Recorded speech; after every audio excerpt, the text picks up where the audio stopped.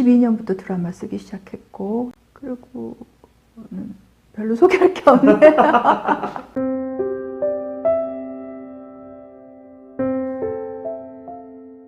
현장에 나갈 시간이 없죠, 일단은. 왜냐면은 이제 대본을 쓰는 거니까 대사와 지문을 써서, 그러니까 저는 1번 스텝이라고 생각해요. 스텝이 한 100명이 넘게 필요한데 드라마 하나 하려면 카메라 뒤에서 일하는 분들이.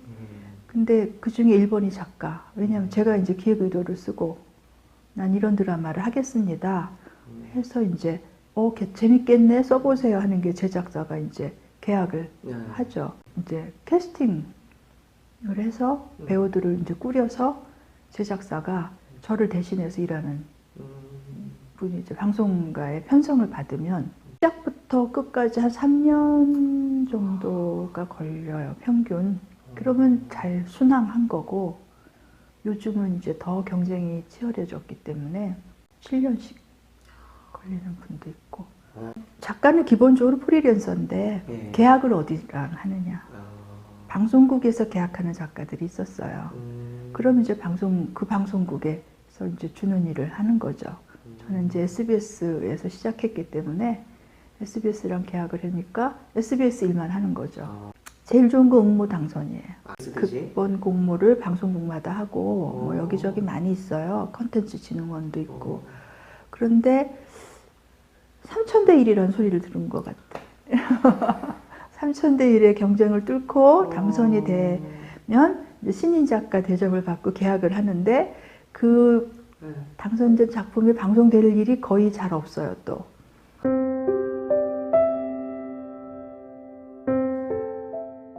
이제 촬영 현장만 현장이 아니라 그 전에 작업이 또 필요할 때가 있거든요. 그러니까 제가 에어시티란 드라마를 했는데 인천공항이 무대였으니까 거기는 정말 1년 동안 저희 팀이 수백 명을 인터뷰를, 카트 미는 아저씨부터 청소부 아줌마부터 관제사, 기장님 뭐 할 거 없이. 그러니까 공항에 너무 많이 갔죠. 그러니까 공항을 다 외울 정도로. 그리고 다 다니면서 3년 걸렸거든요. 이제 신인 때 그 주인공 남자가 이제 회사 직장에서 사표를 내고 어쩔 줄 몰라 하는 그 심리를 나타내려면은 신호등 대기 앞에 서 있다가 파란불이 바뀌었는데도 못 건너고 있다가 왜 뒤늦게 허둥지둥 건너는 그런 당연 클리시한 장면이 있잖아요. 대사도 없는. 너무 간단한 씬 하나인데 그걸 써서 이제 현장에 나갔더니 그걸 촬영하는 날인데 몇 시간을 찍는 거예요, 그거를. 거기에 그 지나간 행인들이 다 일단 연기자들인 거야. 차량 통제를 다 해야 되는 거야. 그래서 제가 그걸 보고 나서 너무 민망해서 그 다음에는 이렇게 막 이거는 몇 시간짜리 씬일까? 이거는 도대체 돈이 얼마가 드는 걸까를 계산하고 있더라고요. 그래서 정말 너무나 고생하는구나. 드라마 작가도 그 마감과의 싸움이 있잖아요. 쇼 머스트 고 온이잖아요. 방송은 항상 돼. 관뚜껑에다 대고 글을 쓴다 라는 말이 나와. 장례식장에서도 글을 써야 돼. 저 아는 선배님이 바깥분이 돌아가셨는데 남편이 죽은 게 힘든 건지 이 원고가 힘든 건지 모르겠어. 무슨 일이 터져도 끝까지 못 울어. 좀 원고 써야 되니까. 그것이 좀 외롭고 힘든 게 있죠. 그러니까 무슨 일이 있어도 원고는 써야 되는 거예요. 나라에 무슨 일이 생겨도.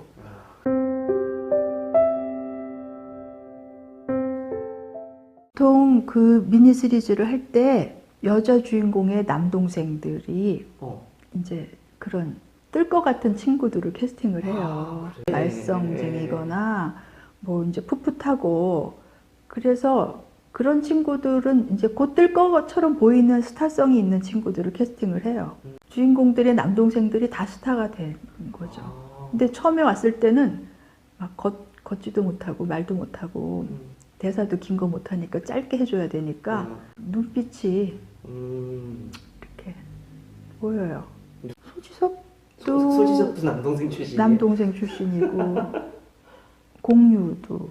그 친구들이 이제 신인일 때니까 신인인데도 조금 재능이 보인다 그럴까? 뭐가 이렇게. 그리고 이제 약간 생긴 게 예쁘지 않은 조금 그런 얼굴들을 제가 좋아하니까 그때 이제 최민수 씨가 캐스팅이 됐을 때였는데 최민수 씨가 카리스마가 있잖아요. 보통이 아니니까 기에 눌리면 안 되거든요. 왜냐면 그 아들이 아버지를 딱 버리고 가는 역할이기 때문에.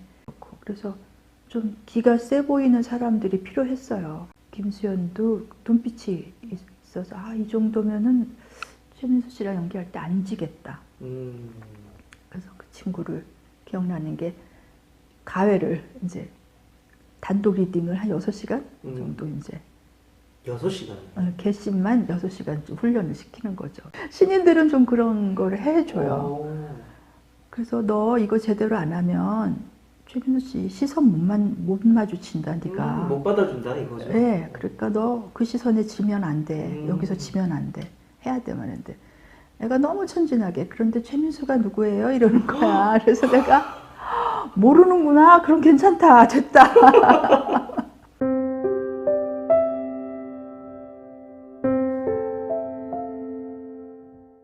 성지 순례를 가서 예루살렘 가서 이제 그 예수님 교회에 못 들어가고 그 위에 이제 공원에 앉아서 그 광장 말씀이신 거죠? 여기 우리 발밑에 예수님이 계시다. 그러니까 막 마음이 달라지잖아요. 근데 거기서 이제 기도를 하는데 안내해 주신 분이 예수님 부끄럽지만 사랑합니다 이러는데 그 말이 그냥 정말 가슴을 쳤어요. 그래서 그것이 저의 드라마의 주제가 된 것 같아요. 그래서 그 다음부터는 너무 부끄럽지만 감히 사랑하는 사람들의 얘기로 돼서 그 아버지 집은 뭐냐면은 어느 아버지의 빌어먹을 자식이었잖아요. 그리고 아들을 버리려고 했던 애고 그런 애가 아버지로 되면서 자기 아버지하고 화해하고 자기를 버리고 떠난 아들, 그것도 돈 때문에 버리고 떠났던 아들이 망가졌을 때 그 아들을 세워주는 것까지 가는 거기 때문에 부끄럽지만 사랑합니다라는 얘기의 메시지에 가장 그거 틀을 놓고서 얘기를 짜니까 얘기를 만드는 게 어렵지 않았던 것 같아요. 그러니까 그런데 이제 제 작품을 좀 봐왔던 사람들의 입장에서는 너무 촌스럽다, 무태연하다 이런 말도 있었는데 그거를 쓰고 나서 저는 그 다음에 이제 연속극도 쓸 수 있게 된 것 같아요. 좋았던 게 3% 예상했던 시청률이 그때 28%인가? 너무 높았어요. 네, 깜짝 놀랐어요 그때. 그래서 잘 됐던 작품이 된 거죠.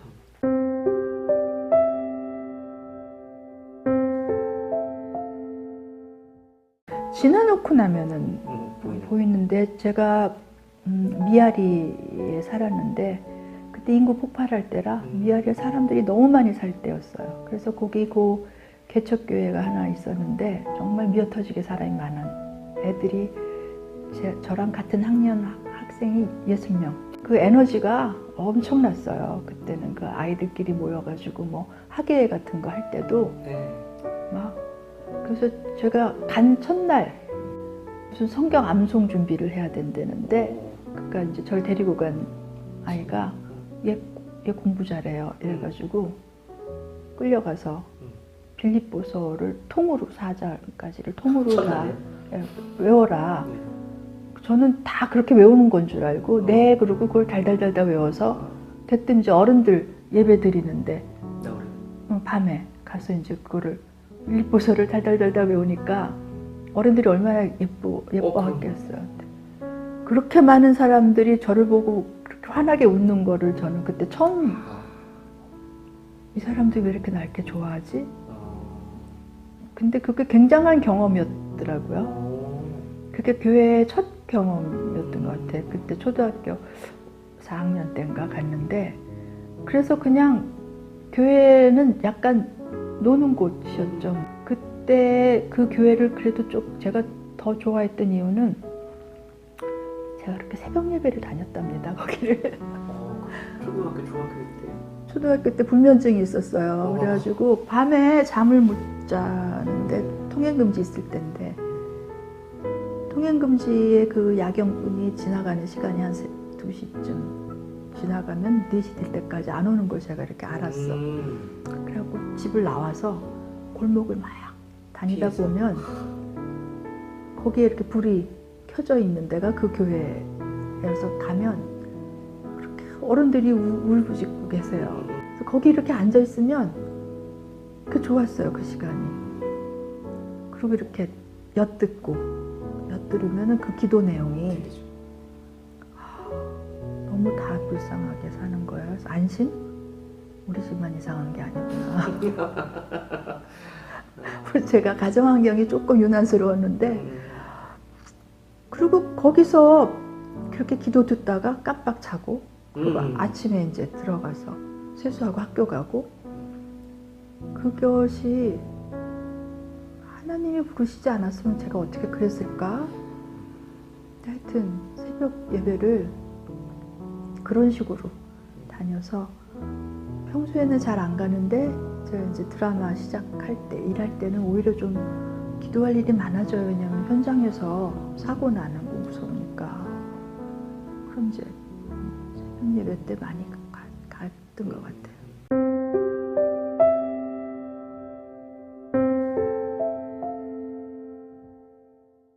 저는 이야기를 만드는 사람이니까 얘기거리가 많은 인물한테 꽂히죠. 야곱을 당해낼 수가 없잖아요. 요셉도 좋고 모세 가면 또 모세도 당할 수가 없고 그렇게 어쩜 이렇게 얘기가 그리고 그 인간의 약한 점이 다 보이면서 어떻게 이렇게 약점 많은 사람들이 쓰실까? 그런데 제가 성경에 나온 인물 중에서 누구한테 가장 감정이입을 할까 하고 생각해보면 그 우물가의 사마리아 여인인 것 같아요. 그냥 그런 심정이 있었던 것 같아요. 늘 약간 변방에서 경계선이라 그럴까? 이쪽도 아니고 저쪽도 아니면서 약간 이방인의 느낌? 소외되고 약간 부끄럽고 이런 느낌으로 그것이 저의 약간 기본 정서였던 것 같아요.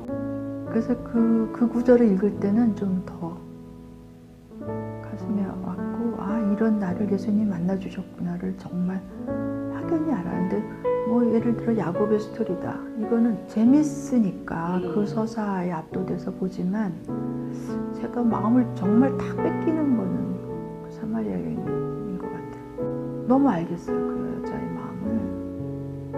그 대화가 저도 대사를 쓰니까 야 이런 대사의 그 속도감 정말 드라마틱한 것 같아요.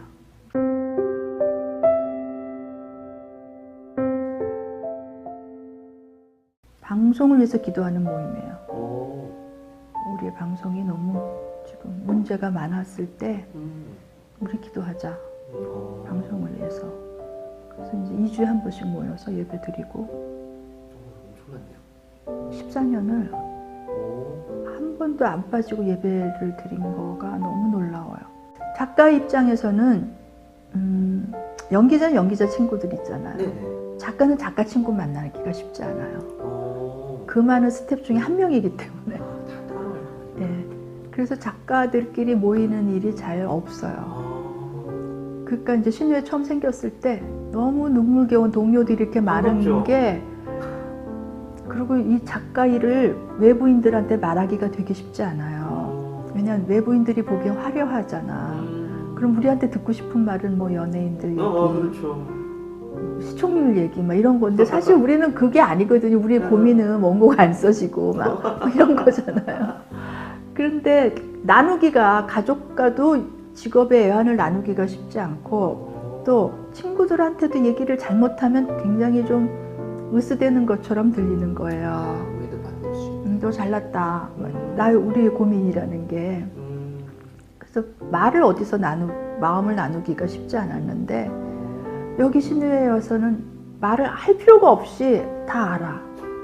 나 힘들어. 그럼 그냥 같이 울어요. 뭔지 알아. 그리고 제가 몇 년 놀았구나. 이러면 알아. 그냥 그러니까 그런 동료들이 생긴 거가 너무 든든하고 같이 기도할 수 있으니까 또 좋고.